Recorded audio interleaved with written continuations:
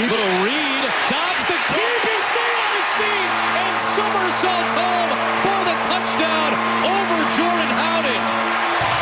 Not the cleanest takeoff for the Pasternak, but just enough to get past the goal line. Now, back to Willard and Dibs on 95.7 The Game. All right, on the River Islands guest line is the voice that you just heard. And from Fox, it's Adam Amin, who watched, I don't know, how many 49ers did you watch in this game? I saw Brock Purdy. Were any of the other people on that field 49ers, Adam?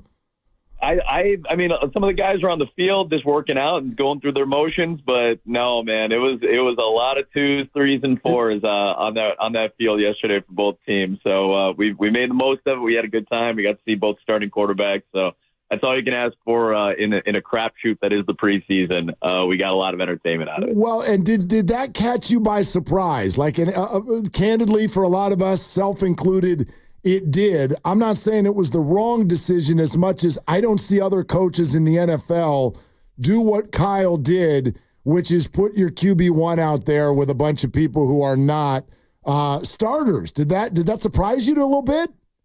It doesn't surprise me. And really, as we get, kind of the more evolved version of the preseason, and there's all these questions surrounding preseason games, and should we have them, or should we only do 2, or whatever it may be, honestly, like, nothing really surprises me.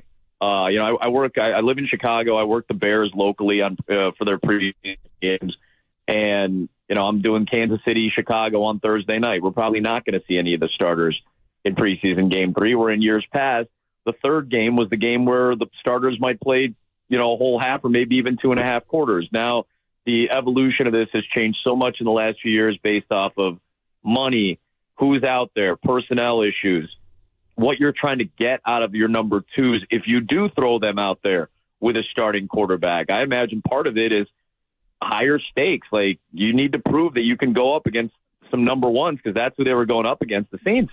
The initial narrative, I'm sure, is like, well, Brock Purdy really struggled. I don't think you guys necessarily feel that when you take into consideration, like you guys just did, that you've got the number 1s on the defensive end for New Orleans going up against, some 2s and 3s, mostly 2s on the offensive line for San Francisco. So, you try to take some of these things into consideration when you're thinking about it, but nothing really surprises me anymore, because coaches are more close to the vest than they've ever been.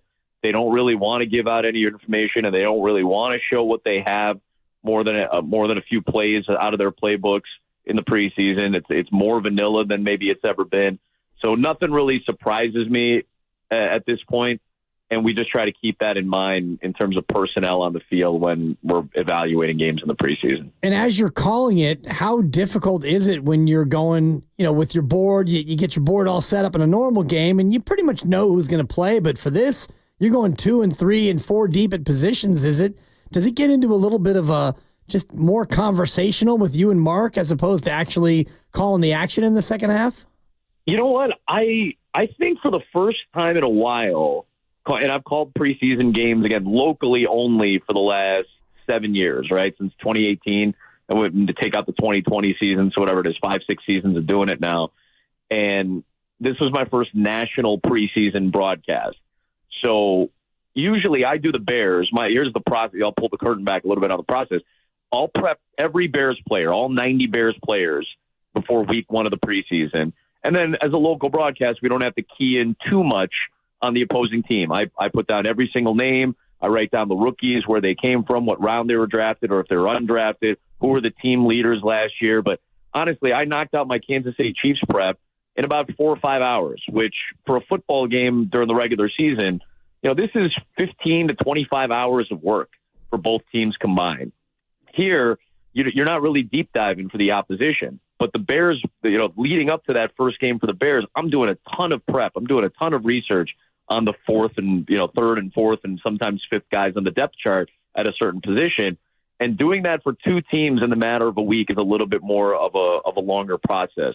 So it's easy to kind of say, well, we got to get into every guy's story, or, hey, let's only stick with the national perspective, one end of the poll or the other. I thought we actually had a good enough game, and we had a good enough product on the field in terms of entertainment value, and at least a close game, to where we actually kind of called the plays more often than not. And yeah, maybe we'll go over a snap or two, but really we kept it focused on the game itself, dipped into some of the stories when we could, and did some of the big picture stuff that we really felt compelled to do, whether it's recaps of last season, the personnel changes this year, or maybe some of the division previews that we got to late in the fourth quarter. That's kind of the mindset. And a lot of it, as you guys know, week to week is game dependent. How's the game? Is there an entertainment value to it?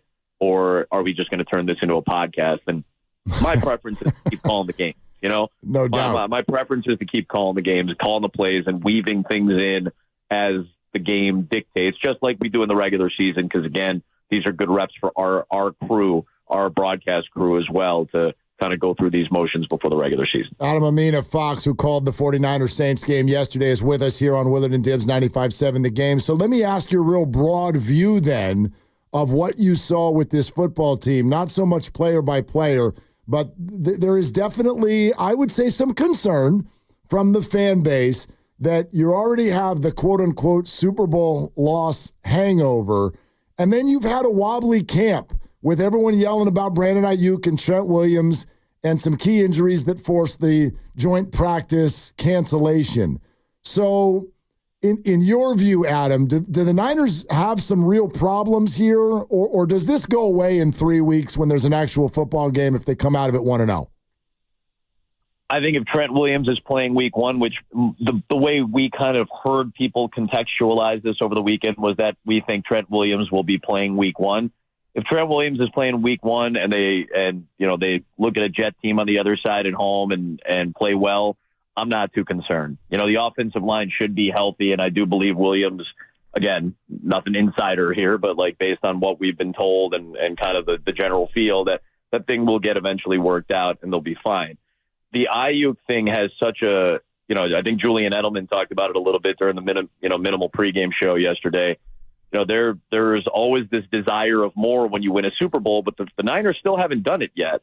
And Edelman's point was, if Ayuk stays, wins a Super Bowl with the 49ers, which they absolutely, obviously have a chance to do. They're still, I still think they're the best team quality-wise in the NFC.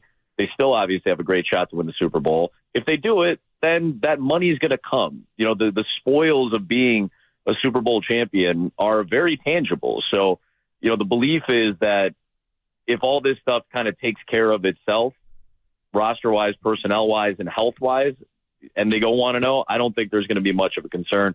I think the preseason has a tendency to magnify our biggest insecurities about our fandom and has a tendency to also magnify our biggest hopes about our fandom. I think that's a fair assessment for any fan of any team in the NFL. I think it's very obvious in the preseason because it's the sport we're the most starved for. The NBA shows up. I cover the Bulls in Chicago. NBA shows up. It's like, hey, fun. The NBA's starting up. Let's have some fun. Let's watch some games. And then, we're looking forward to seeing if this team's going to be a playoff team. You show up, the first preseason game, we're already talking about, hey, how's this team going to get to 11 wins? And when they get to the Super Bowl, not if, when, how are they going to do it? And who are they going to face? And what are they going to have to contend with? We're so hell-bent on breaking down the entire season of this sport because it's the most popular sport in America. I think that has a lot more to do with fans' insecurities about their rosters than anything else does, including the play on the field or who's signed to a new deal or not. You've got me fixated now on my insecurities about the 49ers, Adam, and I'm thinking about what I saw yesterday. As long as the 49ers insecurities and not like, you're not reevaluating your whole life here, guys. No, he's got that too, Adam. Yeah, don't worry about that. I'm a little bit of an older guy, Adam. I mean, you were born my senior year of high school, and I just looked at your Wikipedia, and I realized how old I actually am, but these insecurities are football-based, and I'm thinking about the depth of this team, and Dre Greenlaw is going to be out at least half the year, and Hufanga hopefully comes back soon, and you had some of your older guys, Kittle and Debo, didn't even play. Do you look at this team from a depth standpoint and think, man, they better not have injuries because what you saw from the twos, was it good enough? I think outside of the ones, and again, I know a lot of teams have these concerns as well. The top of the line, the top line of our boards, of our depth charts, I have no concerns with at all. I'm not worried about them at all. I think there is talent there, but it's hard to decipher whether or not the depth is there because we haven't seen it. Like, we haven't seen Ricky Pearsall play, right? We didn't really know what Jacob Cowing had to offer until he had some flashes last night. On the defensive end, I liked how Curtis Robinson played. If something happens to Fred Warner, it's hard to recreate anything Fred Warner does because of his intelligence, his diagnosis of plays, and how quickly he gets to the football. So, of course, if there's any injury to the top line, it's going to be a massive, a massive problem. But I think the signing of Campbell, the growth of Winters, when Greenlaw gets back, Flanagan Fowles knows the system in the linebacking core. I like a lot of the guys that they brought in. I think Isaac Yadam's a really good pickup to bring you some depth at cornerback, a position that it seems like every single year has a pretty decent injury that affects him. I know Jason Verrett's been a name that every year it feels like, God, we'd love to have that guy in there if he could just stay healthy. Ambry Thomas is dealing with it, but he'll eventually come back from the hand. Rock Yacine's a good pickup, I think, for them. I like Chase Lucas and what he could do as a special teamer and maybe have to play in a tight situation with some injuries. Lenore's good. Renardo Green's a good pickup. I think they've done a good job in the scouting department and drafting department to at least bring in some depth in that back end, right, between the linebacking core and the secondary. And we know what they did up front. Their front is still really strong outside of the number one guys. Like Kevin Givens is really reliable. Nick Williams, if he ends up making the roster, has played a lot of football. Robert Beal's a nice draft pick last year that can make an impact maybe a little bit in a pinch. So I think Gross Matos, can't forget about him. I think they have enough depth up front on defense. I think they've done a good job scouting on the back end and in the linebacking core. I do have some concerns about what they have offensively behind McCaffrey and Elliott and Mason, but you got three backs that you can rely on as long as they're healthy. We'll see what Pearsall and Cowing can bring. The tight end position worries me. Charlie Werner, I think, is a sneaky, tough loss for them behind Kittle. And I think that's why you bring in a player like Eric Sauber just to take some of the load off, the kind of, crash card, collisions we see from George Kittle during the season. Like maybe you can take some of that workload off of them. But I think they're going to be fine depth-wise. I really do. If I sit here and evaluate it from a 30,000-foot perspective and even dive into some of the minutia, I think they're going to be okay depth-wise. Adam Amin, Fox, on the call for the 49ers-Saints game yesterday with us here on 95.7 The Game. Adam, based on what you saw, how would you handicap the 49ers' backup quarterback race? I've really liked Joshua Dobbs, for a while. If you've heard him speak, he wins you over in a moment. Like he's just a really kind-hearted, intelligent guy. And the fact that he got bussed around for multiple spots last year, had to step in and just keep the train on the tracks. He did it for a few games with Minnesota. We called his first start with the Vikings last year, and he was excellent. He had a 2 or 3 game run where, he was able to fill in the gaps really, really well. I was impressed with what I saw from Brandon Allen, especially the way he kind of kept going back to guys. Mark pointed it out when he kept throwing to Ronnie Bell, even though Ronnie had been struggling a little bit yesterday, kept going back to him. And that's a veteran quarterback trying to instill confidence in guys that need it in that moment. So I like both those guys. I've been a Dobbs fan since, we got a chance to see him go up and try to get Tennessee to the playoffs a couple of years ago. I think in a 2 or 3 game scenario, if you needed Josh Dobbs, I think he'd do a really good job for you. But what backup quarterbacks have in common, they get exposed faster than quality starting quarterbacks. Brock Purdy has proven himself to be a high-quality starting quarterback in this league, and Josh Dobbs and Brandon Allen have often been exposed after 1, 2, or 3 games when opponents start to get an idea of how to game plan for them, how to take away the things that they really like.